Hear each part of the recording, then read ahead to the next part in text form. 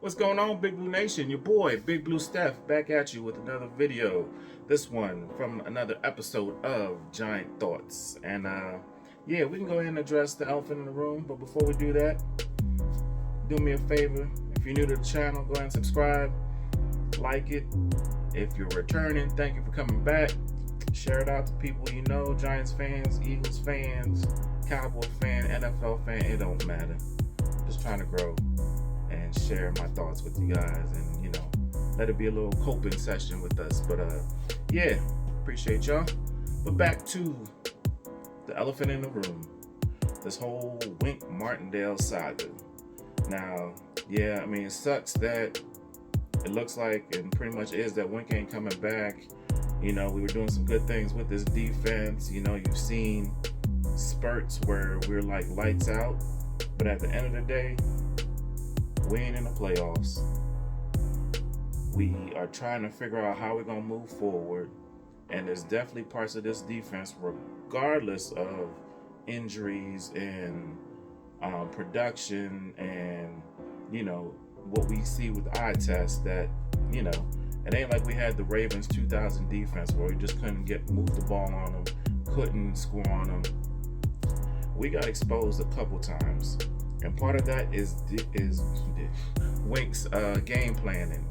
And from what we're hearing from certain sources, whether it be Pat Leonard or Paul Schwartz or whoever it was, I think it was Paul Schwartz initially, there's times when Wink pretty much went rogue and just did what he wanted to do. You had a whole game plan, offensive, defensive, special teams. You had this whole meeting all week long, and all of a sudden Wink's like, F that. I'm blitzing the hell out of these folks. Blitz is what I do. Now, knowing you have injuries on the back end, especially with your secondary, knowing you're struggling to stop the run against most teams, and you're just going to keep blitzing, leave your guys on the island. Hence that second Dallas game where we gave up probably the most yardage. I think, or second most yardage in Giants history, and probably the most for the Cowboys. That went totally against pretty much the whole entire plan that they've all had put together. Which, you're going to live by the blitz, you're going to die by the blitz, right? But if you got a game plan, and this is supposed to be a team effort, and you're saying, you know what, I'm just going to do what I want to do, players follow my lead, hey, and then have a nerve to get mad at your head coach when you didn't follow what you guys have pretty much schemed up for the whole entire week. And talking about the offense, okay, yeah, we know the offense is bad, but if we can limit the amount of possessions the other team has by playing a certain coverage, by allowing your team to hopefully, be in it, not get blown out and embarrassed, why not stick to what the head coach said? But hey, at the end of the day, it was awesome to have Wink here. It brought excitement. Of course, we love his quotes. Players seem to love him, this and that, blah, blah, blah. We just got to move on. I'm a Giants fan, and I'm a Giants fan. I don't follow one coach, one player, blah, blah, blah. Next man up is my reasoning. Don't really matter if Wink's going to be here or not. We still got to play a whole season next year. We need a D coordinator. Hopefully we get a good one. I can't even surmise right now who we're going to get. Could it be a Leslie Frazier, another one of Dayball's boys? We'll see. Is Antonio Pierce really in the running right now? We keep hearing, oh, he'd be the perfect. We don't know that. I mean, he was a linebackers coach who got elevated to head coach. Never been a D coordinator. I don't know. Seems to have a great mind, leader of men. Could he do the job? Does he actually, can he mesh with Dayball? Is it a team vision, or is it, hey, I'm looking to take this job over in a year or two, or whatever? We don't know. And that's what this off season is for. And hopefully, they really settle this way before free agency and the draft come up, because, I mean, not to say that a lot of our core defensive players aren't not interchangeable, but pretty much will be effective in any scheme. But I mean, you'd like to have that in place so that when you do start drafting and trying to sign free agents, everybody can fit in to whatever scheme we're going to run. Hopefully a 4-3. But I mean, for people to get mad that Wink's gone, this and that, and why would he fire Wink's boys? Again, his boys are his boys. They're gonna follow him. Cool, whatever. So you live by them, I guess you're gonna die by them. But were they really productive? Think about it. The outside linebackers coach, Drew Wilkins, I'm not a big numbers guy, but when I look at the numbers, I'm not in my videos, I ain't a big numbers guy. I ain't gonna spit that out to y'all. That's another person, another team's league, whatever. But when you look at it, and just the eye test, Kayvon, he had 11 and a half sacks, but those were a lot of chunk sacks. It wasn't like consistently we knew he was coming Michael Parsons style.